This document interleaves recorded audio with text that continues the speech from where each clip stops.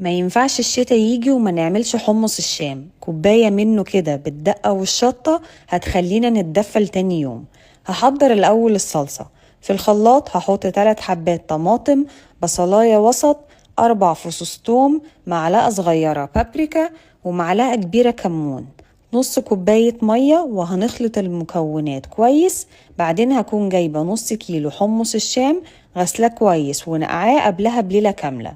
هحطه في حلة فيها مية وتكون مغطياه، وهضيف معلقة كبيرة ملح، ربع معلقة صغيرة سكر، وليمونة.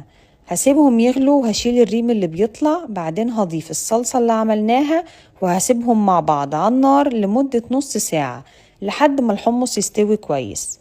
للدقة بقى هاخد كبشتين من مية الحمص وهضيف عليهم معلقة كبيرة كمون، نص معلقة كبيرة شطة، وعصير ليمونتين. هنقلب كويس، وساعة التقديم هنضيف الدقة والشطة على كل كوباية حسب الرغبة. وبس كده، بجد طعمها روعة وبتدفي جدا في الشتاء. جربوه.